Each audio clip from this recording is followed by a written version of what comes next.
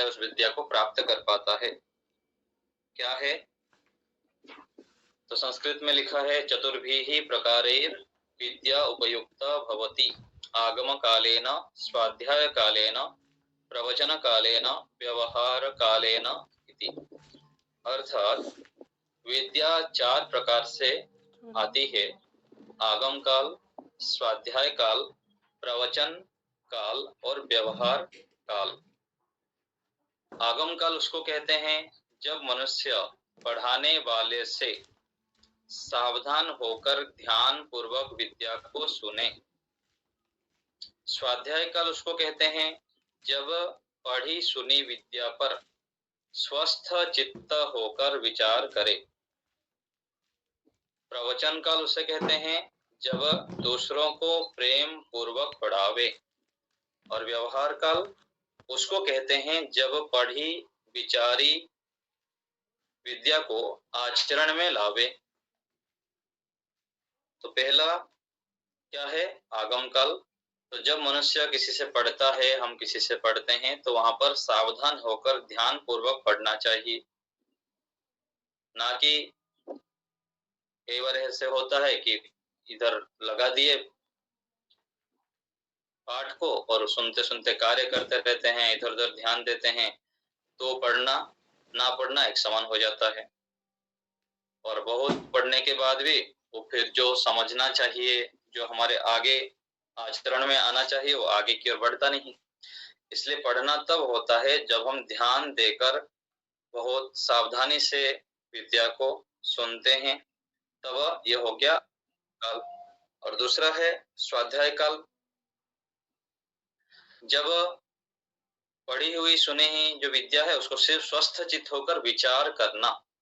जो भी हम पढ़ लेते हैं उसको पढ़ने के बाद फिर विचार करना है। पढ़ लिए आज, फिर पुस्तक बंद करके रख लिए, फिर कल जब पाठ शुरू होगा फिर उस समय खोले, तो इसमें फिर विशेष लाभ नहीं होता। जैसे पीछे हमारे कुछ विद्यार्थी परीक्षा दिए, व्यवहार भानु आदि, उनको पूरा व्यवहार भानु उठा के कहीं से भी पूछ लीजिए, पूरा जहां से जैसे लिखा है उसी शब्दों को ही बोल दी। ऐसे ही दसवां समोल्लास का परीक्षा दिए, तो जो अच्छे प्रकार से मेहनत करते हैं वो पता लग जाता है कितने मेहनत किए हैं। और जब मेहनत नहीं करते हैं, केवल पढ़ लिए, पुस्तक बंद करके रख लिए, वो विद्या फिर हस्तगत नहीं होता है। इसलिए कहा गया कि जो पढ़ते हैं उसको फिर अच्छे से ध्यान सुनना, और सुनने के बाद अलग समय में फिर बैठ के स्वस्थ चित्त होकर उसके ऊपर विचार करना, वो किस लिए लिखा गया है और मेरे को उससे क्या लेना है, मेरे आचरण में, मेरे जीवन में उससे क्या सीख लेकर उसको फिर उसमें घटाना है व्यवहार में। तो ये हो गया आगम काल के बाद स्वाध्याय काल। और तीसरा है प्रवचन काल। प्रवचन काल में हो गया जब दूसरों को प्रेम पूर्वक पढ़ाना। उस विद्या को जो भी हम पढ़े हैं उसको दूसरे को जब पढ़ाते हैं तो हमारी जो विद्या है और अधिक परिपक्व होता है और वह दृढ़ हो जाता है जब दूसरे को पढ़ाते हैं। इसलिए जो भी हम पढ़ते हैं उसको जो भी जिज्ञासु व्यक्ति हैं और कुछ सीखना चाहता है, पढ़ना चाहता है, धार्मिक व्यक्ति है, उनको हमें पढ़ाना चाहिए। तब पढ़ी हुई जो विद्या है वो दृढ़ हो जाता है, अधिक मजबूत होता है। जब पढ़ाते हैं वो हो गया प्रवचन काल, पढ़ाना सुनाना दूसरे को। और चौथा फिर होता है व्यवहार काल। जब पढ़ाते हैं तो विद्या दृढ़ होने के बाद फिर व्यवहार में ठीक से आ पाता है। ऐसे करके विद्या हमारा दृढ़ होता है और स्थिर होता है। और उसी को ही दूसरे शैली से फिर बता रहे हैं। विद्या प्राप्ति के लिए इससे मिलती जुलती एक अन्य शैली भी है, उसको दूसरे शब्दों में बता रहे हैं, श्रवण, मनन, निधिध्यासन और साक्षात्कार। इसके अनुसार पहले विद्यार्थी विद्या को गुरुमुख से सुने और पढ़े, पश्चात उस पर विचार करे, तत्पश्चात उस विषय में निर्णय लेवे। इसको क्या कहते हैं? निधिध्यासन। और अंत में उस पर आचरण करें। श्रवण, मनन, निधिध्यासन, फिर साक्षात्कार, उसका आचरण में लाना, व्यवहार में ले आना। इस प्रक्रिया से विद्यार्थी के मन पर विद्या के संस्कार दृढ़ बनते हैं, मनन करने में श्रद्धा बन जाती है। इसके विपरीत पढ़ा सुना विचारा सब व्यर्थ सा हो जाता है यदि विद्या व्यवहार में नहीं उतरती है। यदि हम जो पढ़ते हैं सुनते हैं वो व्यवहार में नहीं आ पाता है तो फिर व्यर्थ हो जाता है।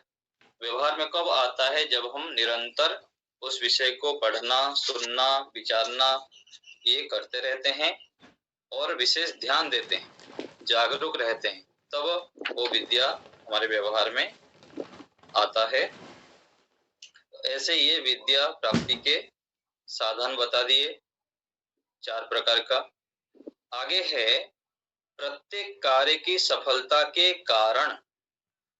कोई भी कार्य में हम सफल कब होते हैं उसका कारण बता रहे हैं। कारण के होने पर कार्य होता है। कारण किसे कहते हैं?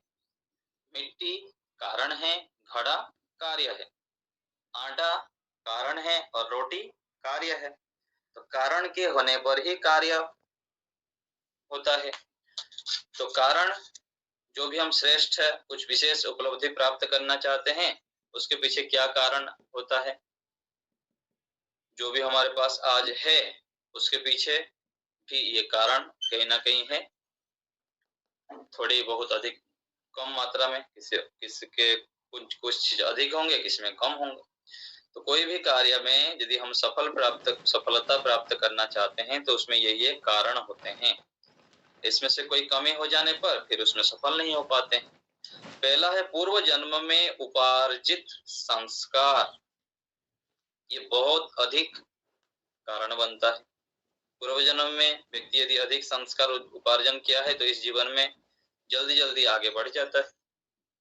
अथवा दूसरा हो गया तीव्र इच्छा। मान लीजिए पूर्व जन्म में इच्छा संस्कार कम भी है, कम बना हुआ है, लेकिन इस जीवन में यदि तीव्र इच्छा होगी, दृढ़ इच्छा करके संकल्प करके वो चलता है तो वो भी सफल हो जाता है। तीसरा है पर्याप्त साधनों की उपलब्धि। यदि कोई कार्य हम करना चाहते हैं तो उसमें साधन बहुत अधिक आवश्यक है। यदि साधन ठीक नहीं है तो साध्य की प्राप्ति भी नहीं हो पाती। यदि हमको यहाँ से 5,000 किलोमीटर जाना है तो एक पैदल में जाएंगे, दूसरा है साइकिल में जाएंगे, तीसरा बाइक में भी जा सकते हैं, कार में भी जा सकते हैं, ट्रेन में जा सकते हैं और आगे चलकर फ्लाइट में जाएंगे। तो ऐसे जो साधन जितने श्रेष्ठ साधन होंगे, उत्कृष्ट साधन हम अपनाएंगे उतना जल्दी पहुंच जाएंगे। तो पर्याप्त साधनों की उपलब्धि भी कारण है। चौथा है कार्य करने की सही विधि शैली। ये भी अति आवश्यक है। यदि हम ध्यान करना चाहते हैं तो ध्यान की शैली हमको पता होनी चाहिए, ध्यान किस प्रकार से करें। व्यक्ति को स्थिर यदि बैठेगा नहीं, दिन भर यम नियम का पालन नहीं करेगा और शरीर स्वस्थ नहीं होगा, तो ये सब कारण होते हैं। विधि भी हमको पता होनी चाहिए किस प्रकार से हमें ईश्वर का ध्यान करनी चाहिए। तो प्रत्येक कार्य में उस कार्यों को करने की शैली विधि प्रोसेस भी हमें आना चाहिए। पांचवा है पूर्ण पुरुषार्थ।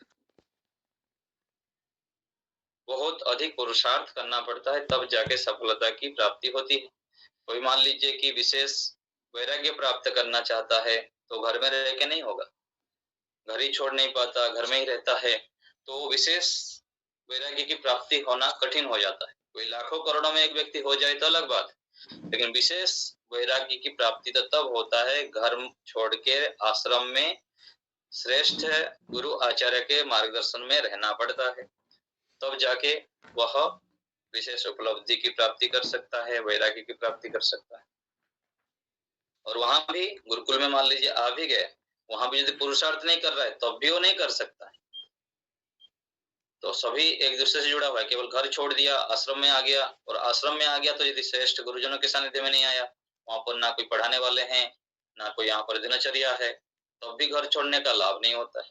ऐसे कितने घूमते हैं 20 साल 30 साल 40 साल घर छोड़ दिए हैं, लेकिन ना वैराग्य है ना ज्ञान है, कुछ है। तो पूर्ण पुरुषार्थ भी आवश्यक है।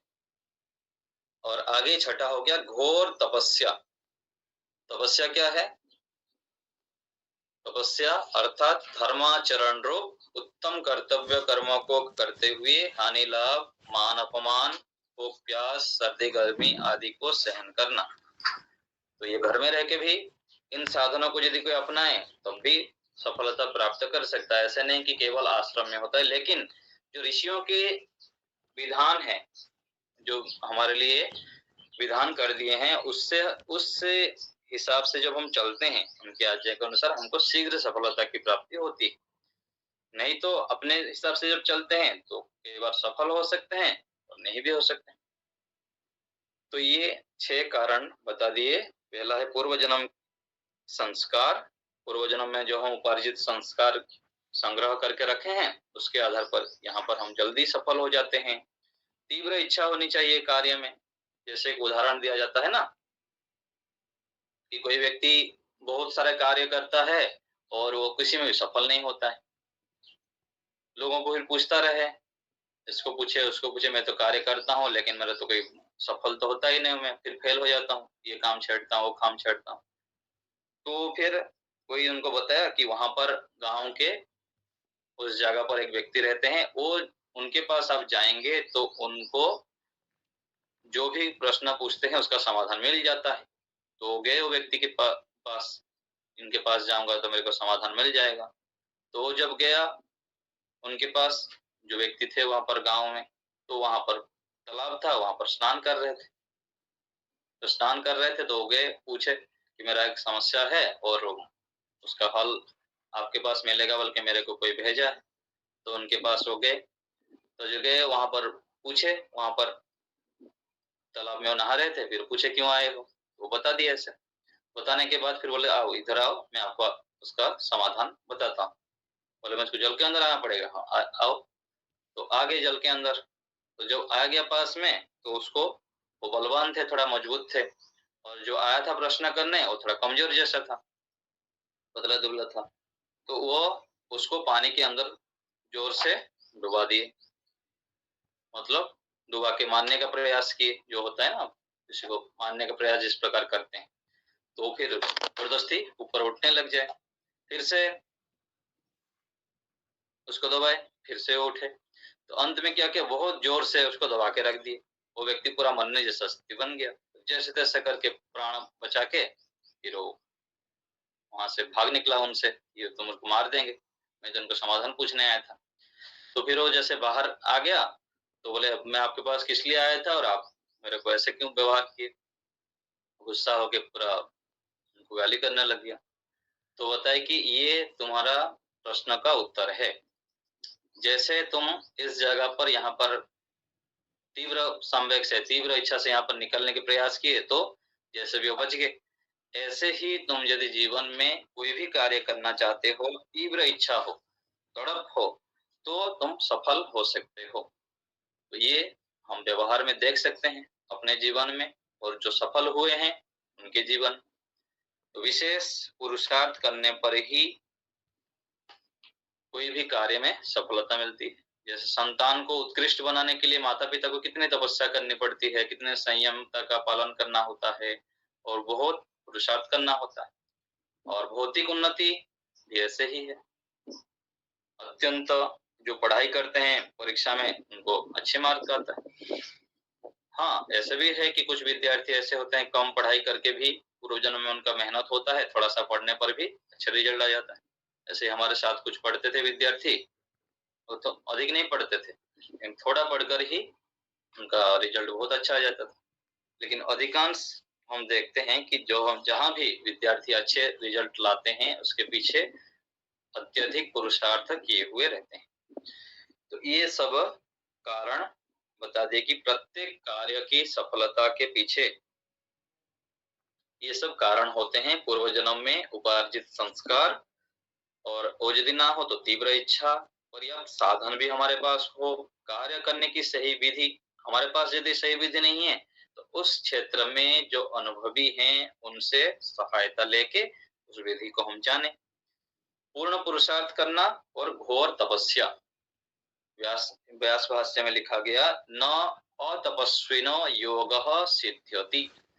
योग में जो सफलता प्राप्त करना चाहते हैं, समाधि लगाना चाहते हैं, उनके लिए तपस्या करना अनिवार्य है। अतपस्वी व्यक्ति योगाभ्यास में सफल नहीं हो सकता है। भौतिक क्षेत्र में तो व्यक्ति तपस्या नहीं करता है, लेकिन तपस्या उस दृष्टि से करता है अलग प्रकार से। लेकिन विशेष जो ये आध्यात्म मार्ग की रास्ता है, आध्यात्म मार्ग का पथ है, उसमें तो तपस्या करनी होगी। और वो तपस्या क्या है? धर्म आचरण। धर्म आचरण ही सबसे बड़ी तपस्या है। निरंतर धर्म आचरण में टिके रहना, डटे रहना। छोटा मोटा कुछ प्रतिकूलताएं बाधाएं आई, धर्म आचरण को छोड़ देना, असत्य बोल देना, क्रोध कर लेना और दिनचर्या बिगाड़ देना, ये क्या है? फिर तपस्या नहीं हुआ। तो उपरोक्त कारण ज्यादा व अच्छे हो तो शीघ्र सफलता मिलती है। तो ये प्रत्येक कार्य में सफल होने के लिए हमको ये उपाय अपनाना चाहिए। किसी भी क्षेत्र में हम जब सफल होना चाहते हैं तो इन उपायों को हम देखें, विचार करें। आगे देखिए, ब्रह्म विद्या का अधिकारी। ओम आचार्य जी एक बार रिपीट कर दीजिए, 6 के 6 उसको क्या बोलते हैं? दूसरा है तीव्र इच्छा, तीसरा पर्याप्त साधनों की उपलब्धि, चौथा है कार्य करने की सही विधि, पांचवा है पूर्ण पुरुषार्थ, छठा है घोर तपस्या। धन्यवाद। 6 बता दिए। तो इन कारणों के जब ज्यादा हो अथवा अच्छे हो तो उसमें अधिक हम सफल होते हैं, विशेष लाभ प्राप्त कर पाते हैं। आगे है ब्रह्म विद्या का अधिकारी कौन है? ब्रह्म अर्थात ईश्वर संबंधित जो विद्या है उसके अधिकारी कौन होते हैं, किनको ये विद्या देनी चाहिए और कौन इसको हस्तगत कर पाता है, उपलब्ध कर अपने जीवन में ला पाता है और जीवन को सफल कर पाता है। तो विद्या ब्राह्मण के पास गई और बोली कि विद्या हवै ब्राह्मणम आजगाम गोपाय माम शिवधिष्ठे अहमस्मि असूयकाय अनऋजवे अयताय न मा ब्रूया वीर्यवती तथा श्याम। हे ब्राह्मण विद्वान, मैं आपकी निधि हूँ, अतः मेरी रक्षा करो। जो निंदक, कुटिल, असंयमी हो उसके लिए मेरा उपदेश मत करो। तो ब्राह्मण के पास आजगामो गया और बोला, विद्या बोली, क्या बोले कि मेरे को जो कुटिल व्यक्ति है, निंदक व्यक्ति है, असंयमी व्यक्ति है, ऐसे व्यक्ति को मेरा उपदेश मत दो, उनको ना दो। अर्थात इसको यदि घटाएंगे दूसरे अर्थ से, तो जो ये ब्रह्म विद्या है, जो निंदक व्यक्ति है, द्वेष से भरा रहता है, कुटिल है, संयम से हीन व्यक्ति है, उनको हस्तगत नहीं होता है। जितना भी पढ़ ले, सुन ले, वो फिर जीवन में, व्यवहार में इस विद्या को नहीं ला पाता है। और हम देख सकते हैं बहुत सारे जगह पर इसका हम जब ये करेंगे, घटाएंगे, तो ये पता लगेगा। हाँ, कुछ पूछ रहे हैं? जी, कुटिल का अर्थ क्या है? कुटिल अर्थात ये कहते हैं ना, छल कपट से युक्त, बाहर से कुछ और अंदर से कुछ व्यवहार करने वाला, कुटिल का व्यवहार कहते हैं। जी धन्यवाद। कुटिल व्यवहार करता है बोलते हैं ना, तो छल कपट जो बोलते हैं उस प्रकार से कपट और कुटिल उसे समानार्थक रूप में ही समझ सकते हैं कि बाहर से कुछ और अंदर से कुछ व्यवहार करना।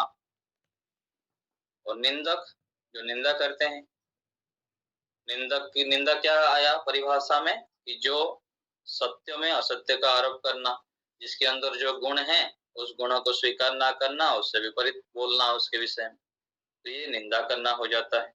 और जिसके अंदर जो नहीं है उसमें वो आरोपित करना, ये भी निंदा में हो जाएंगे। तो इसलिए निंदा, कुटिल और असंयम जीवन जिसका है वह इस विद्या को प्राप्त नहीं कर पाता है। आगे क्या बताया गया कि यमेव विद्याः शुचिम अप्रमत्तम मेधाविनम ब्रह्मचर्य उपपन्नम यस्ते न दुह्येत कतमत च न आह तस्मै मा ब्रूया निधिपाय ब्रह्मन् इति। जो पवित्र आत्मा है, प्रमाद रहित है, बुद्धिमान है, ब्रह्मचर्य से युक्त और आपसे किंचित भी वेर ना करता हो, उस विद्या धन रक्षक के लिए मेरा उपदेश करें।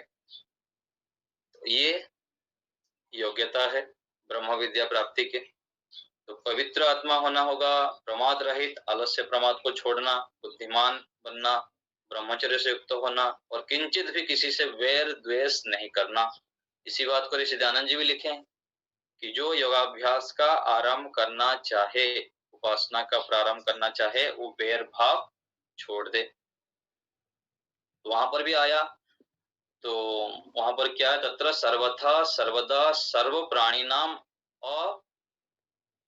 अद्रोह, ऐसे आया है शब्द वहां पर व्यास भाष्य में। अहिंसा की परिभाषा सर्वथा सर्वदा, सब काल में किसी भी प्राणी के प्रति द्वेष वैर नहीं रखना। तो जो अष्टांग योग बोलते हैं ना, 8 में से पहला जो यम है उसका भी पहला अहिंसा, उसके ऊपर ही सारा खड़ा है बोलते हैं। तो योगाभ्यास के लिए हमको इतना सावधान रहना पड़ता है, किसी मनुष्य तो मनुष्य, प्राणी के ऊपर भी द्वेष नहीं करना। हाँ, सामान्य व्यवहार करना अलग बात है, दुष्टों से अलग रहना और जो गलत व्यवहार करते हैं उनसे उस प्रकार से प्रतिक्रिया करनी, लेकिन अंदर भेदभाव नहीं रखना है। इससे फिर हम योगाभ्यास में विशेष प्रगति करते हैं और ईश्वर के प्रिय बनते हैं। आगे देखिए, और एक श्लोक है, क्रियावन्तः श्रोत्रिय ब्रह्मनिष्ठाः स्वयं जुह्वत एकर्षिं श्रद्धयन्तः तेषाम् एव एतां ब्रह्म विद्यां वदेत शिरो व्रतम विधिवत यही तु चीर्णम। जो लोग पुरुषार्थी हैं, वेदों को पढ़ने वाले, ईश्वर विश्वासी, श्रद्धालु होकर एक ज्ञानी गुरु को स्वयं स्वीकार करते हैं, उन्हीं जिज्ञासुओं को वह विद्वान ब्रह्म विद्या का उपदेश करे। तो ये इसको भी घटा सकते हैं कि जो पुरुषार्थी है, वेद को पढ़ने वाले हैं, ईश्वर विश्वासी हैं, श्रद्धालु हैं, ऐसे व्यक्ति को जब हम गुरु बनाते हैं, उनके मार्गदर्शन में चलते हैं, उनसे अपने जिज्ञासाओं को पूछते हुए आगे बढ़ते हैं, तो शीघ्र ही ब्रह्म विद्या को प्राप्त कर लेते हैं। तो गुरु कैसे बनाएं, उसके विषय में भी यहाँ पर बताया गया कि श्रोत्रिय ब्रह्मनिष्ठ, श्रोत्रिय अर्थात वेद के जानकार हों, वेद के वेद अनुकूल आचरण करते हों और ब्रह्म में निष्ठा हो, ईश्वर विश्वासी हो, ईश्वर में विशेष श्रद्धा हो, ईश्वर के उपासक हों, ऐसे व्यक्ति को हमें गुरु, आचार्य, मार्गदर्शक आदि मानकर जब चलते हैं तो हम शीघ्र ही ब्रह्म विद्या को प्राप्त कर लेते हैं।